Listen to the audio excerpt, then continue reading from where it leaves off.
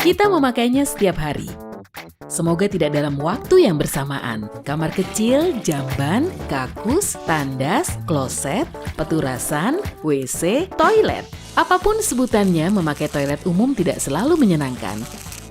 Kuman, cara menggunakannya, tak ada yang mau membahasnya. Itu mungkin saja masalah sensitif. Tapi Sobat Sisi Terang, hari ini kamu beruntung. Silahkan duduk. 1. Kenapa bentuk dudukan toilet umum seperti U, bukan O seperti donat? Kamu menggigitnya ya? Bentuknya berbeda dengan toilet di rumah kan? Kenapa di bagian tengah depannya terbuka? Jadi ada dua alasan. Satu adalah kode etik ledeng. Dimulai tahun 1995, dudukan toilet umum diharuskan memiliki bentuk seperti ini, dudukan terbuka. Alasan kedua adalah untuk tujuan kebersihan. Agar bagian toilet itu berada sejauh mungkin dari area paling sensitifmu, karena bisa saja ada tetesan yang tidak diinginkan. 2. Apakah dudukan toilet ini membuat toilet lebih higienis? Sayangnya tidak. Tidak secara signifikan. Faktanya, ada beberapa bakteri di toilet umum yang hanya memerlukan satu sel untuk masuk ke dalam tubuh dan membuatmu sakit seperti norovirus. Ruang di antara dudukan berbentuk U mungkin masih tertetes urin dan tetesan ini akan merembes ke dalam dudukan itu. Kamu mungkin harus berjongkok, tapi jangan. 3. Apakah sebagian bilik lebih bersih dibanding lainnya? Ya, begitulah. Pada umumnya kita cenderung memilih bilik tengah. Coba pikirkan, apa kamu cenderung melakukan ini? Dalam satu studi yang dilakukan oleh Psychological Science, satu toilet umum diteliti selama 10 minggu. Oh, itu pasti menyenangkan. Hasilnya menunjukkan 60% tisu toilet yang paling sering diganti berada di bilik tengah. Jadi, bilik di sisi luar lebih jarang digunakan. Tapi bukan berarti bilik ini lebih bersih. Terlihat bersih bukan berarti benar-benar bersih. Ingat norovirus yang saya sebutkan tadi? 4. Amankah membawa minuman ke toilet? Menurutmu bagaimana? Tentu tidak. Kita semua pernah melakukannya. Tapi ini sungguh kebiasaan yang tidak sehat. Menutup minumanmu pun tidak membuatnya lebih baik. Katakanlah ada panggilan alam dan kamu meletakkan minuman di atas tempat tisu toilet atau bahkan wastafel. Ada lebih dari 3 juta bakteri per 6,5 cm persegi di dalam toilet. Sebagai bayangan saja, saat kamu menyiram, seluruh bakteri itu terdorong ke udara dari toilet dan lubang yang mengisap airnya. Seluruh bakteri itu akan menempel di minuman atau cangkirmu. Ya. 5. Jadi, di mana saya harus menaruh minuman kalau saya mau buang air? Sebaiknya letakkan di meja atau mintalah temanmu memeganginya. Tapi kamu tidak selalu bisa melakukan ini. Jika kamu terpaksa menaruh minuman atau cangkir di wastafel, letakkan tisu bersih terlebih dahulu. Taruh minumanmu di atasnya, tunaikan keperluanmu, lalu cuci dan keringkan tangan sepenuhnya. Ambil beberapa tisu bersih lain. Gunakan sebagian untuk mengelap sisi luar cangkir atau minuman dan gunakan sebagian lagi untuk membawa minumanmu. Jika diperlukan, gunakan sisanya untuk membuka pintu. 6.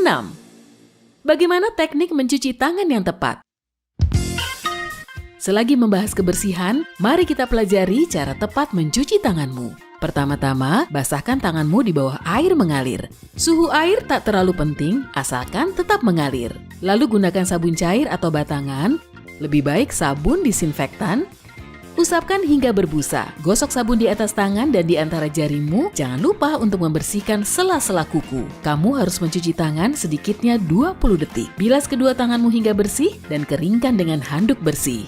Tips bonus. Perlu cara mengetahui seberapa lama 20 detik itu? Nyanyikan lagu Happy Birthday 2 kali. Keras-keras. Siapa tahu orang-orang di bilik ikut menyanyikannya. 7. Bagaimana kalau saya selalu memakai pembersih tangan? Tentunya jauh lebih baik daripada tidak ada sama sekali, apalagi kalau wastafelnya rusak atau sabunnya habis. Tapi harap diingat, cara ini tidak terlalu efektif dibandingkan dengan mencuci tangan memakai teknik yang saya sebutkan. Pastikan pembersih tanganmu mengandung sedikitnya 60% alkohol. Ketahui juga kalau pembersih tangan tidak membasmi seluruh jenis kuman. Selain itu, ada zat kimia tertentu yang tidak dapat dihapus dari tanganmu. Misalnya jika kamu memegang logam atau pestisida, tapi tak ada salahnya selalu membawa pembersih tangan. Baik, Berikut ini tips yang perlu kamu ketahui tentang etika memakai toilet umum. Kalau kamu tidak berkebutuhan khusus, jangan gunakan toilet untuk orang berkebutuhan khusus. Banyak dari kita yang mungkin pernah melakukannya. Jangan ya, kelihatannya toilet ini nyaman jika kamu membawa banyak kantong belanjaan. Tapi kita tak akan pernah tahu kapan ada orang yang benar-benar memerlukan toilet ini. Lagi pula, jangan letakkan kantong belanjaanmu di lantai toilet.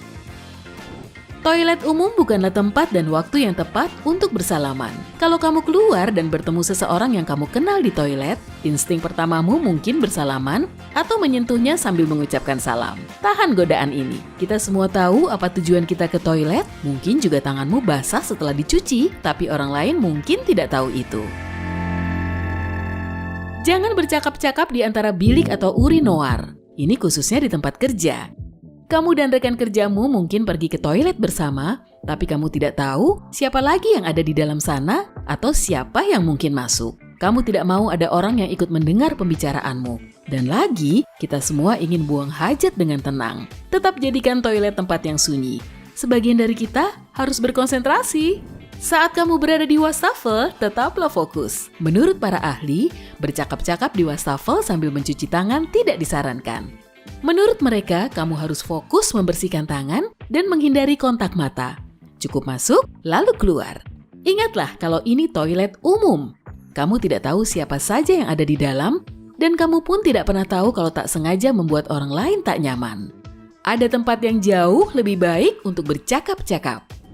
Beri jarak bagi orang lain di antara bilik.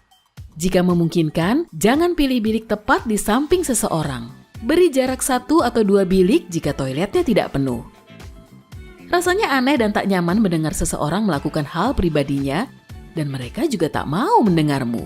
Jangan lupa, kamar mandi adalah ruangan paling pribadi di rumah kita, dilengkapi dengan kunci, tempat kita dapat menikmati privasi kita.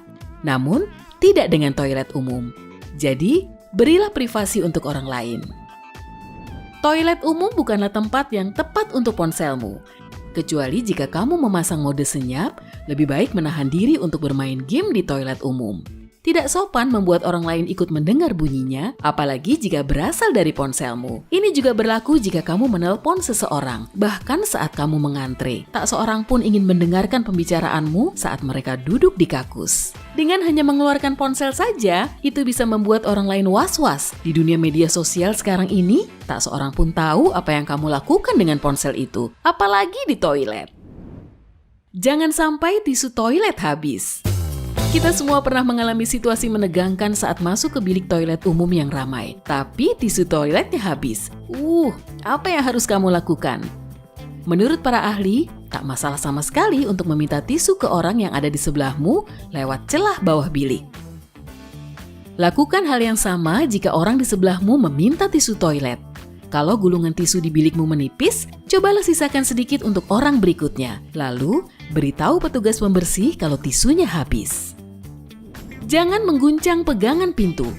Katakanlah kamu berdiri di depan toilet satu ruangan dan tidak yakin apakah ada orang di dalamnya. Jangan mengguncang pegangan pintu atau mengetuknya. Kalau ada orang di dalam, kamu mungkin akan membuatnya kaget. Cukup putar pegangan pintu atau knopnya pelan-pelan ke kiri atau kanan. Jika tidak bergerak, kemungkinan besar ada orang di dalam karena pintunya dikunci dari dalam. Jika pegangan pintunya bergerak, kemungkinan aman untuk masuk. Tolong gunakan kipas ventilasi. Fakta yang sedikit diketahui orang bahwa toilet umum dilengkapi dengan kipas atau kipas ventilasi. Kipas ini akan menyirkulasikan udara di kamar mandi kalau kamu tak bisa membuat toiletnya seharum bunga. Biasanya ada tombolnya di dinding. Cari saja, orang berikutnya pasti akan berterima kasih. Beberapa toilet juga dilengkapi pewangi ruangan, gunakan juga ini. Tak ada yang suka membicarakan saat buang hajat, jadi lebih baik jangan meninggalkan bukti apapun. Intinya, sekarang kamu tahu etiket toilet sangat penting. Hey, jika kamu belajar hal baru hari ini, beri suka untuk video ini dan bagikan kepada teman. Berikut beberapa video keren yang pasti akan kamu suka. Klik saja video yang di kiri atau di kanan dan tetaplah di sisi terang kehidupan.